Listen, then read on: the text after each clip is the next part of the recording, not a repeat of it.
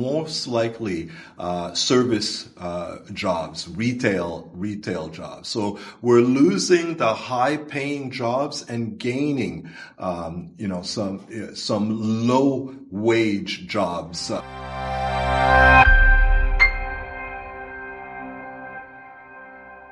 Welcome back to another podcast episode between dollars to dreams. Did I do it right? Okay, all right. I got it. My director is always directing me from behind the screen. So today we're going to talk about current news that has occurred in the past week or so. Well, guess what? Canada is going to FIFA World Cup. Well, yeah, we probably knew it, that we are hosting the games this summer along with Mexico and the US, and Canada's bracket has kind of halfway determined. We've got Qatar, Switzerland, and winner of an European group, which most likely will be Italy. So fingers crossed that we're going to score a goal and maybe even tie and potentially win. That will be a big thing for Canada. But you know what? My money's on Canada. We're going to make it to the next round. You heard it first here. So full of optimism. I'm full of optimism, just like the Bank of Canada is also poised to hold their key interest rate, the bank rate. We think it's going to stay the same at this particular moment, and we anticipate that in the new year we'll see them to gradually bring down the bank rate. The reason that they're keeping it at the current rate right now looks like it's because our unemployment rate is actually not doing as bad as we hear on the news. We actually jobs rose this past month to about 53,600 jobs. So we didn't lose any jobs. We actually gained jobs. Now we got to get to the granular level. I mean, on the surface, it sounds good, but what you need to ask yourself, yes, we've increased the number of jobs, but what type of jobs are they? Because we're hearing Algoma Steel is laying off workers. All these various manufacturing companies are laying off or suspending operation and moving to the US. So the jobs that we're seeing increasing are most likely service jobs, retail jobs. So we're losing the high-paying jobs and gaining some low-wage jobs, minimum wage jobs. Which is, you know what? We've got to take the good with the bad. A job is a job, so that is good for the economy. Also, what other good things, right? It's all about positivity this week that I'm feeling since I'm in the Christmas spirit.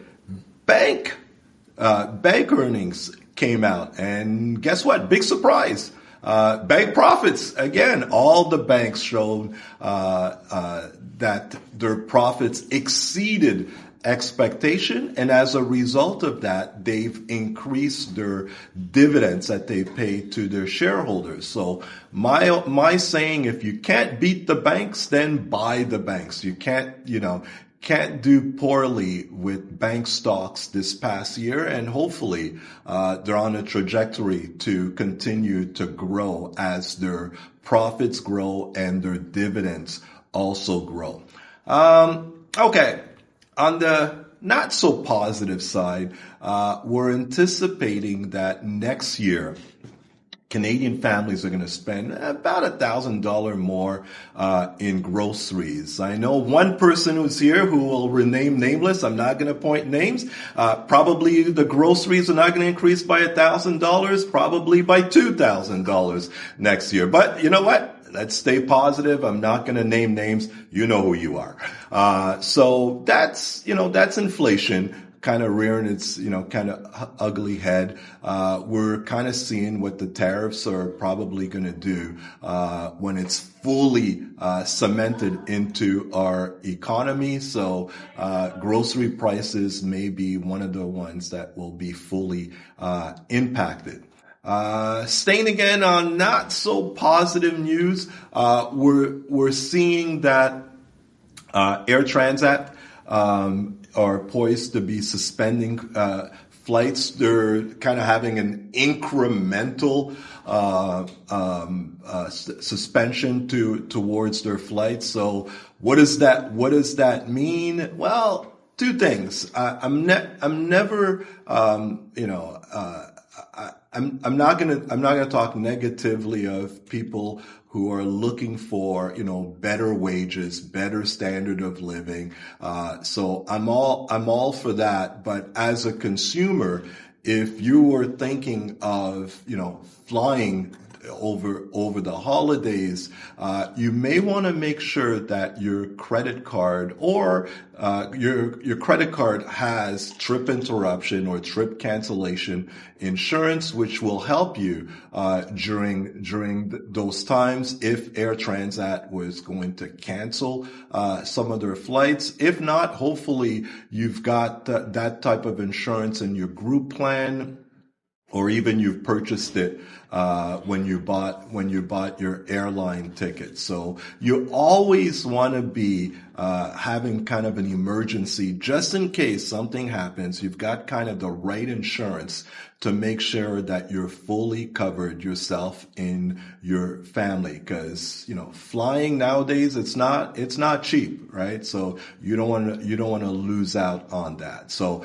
let's end on the positivity. Let's hope that the strike is averted, everyone is well compensated, and everyone has a great deal of Christmas cheer, and Santa leaves you a lot of good stuff in your stockings and not coal, as some of my friends who will again remain nameless. Don't want to mention their name, but they know who they are. But anyway, hope that you've enjoyed our particular podcast. Stay tuned for more. Please subscribe and like our weekly podcasts.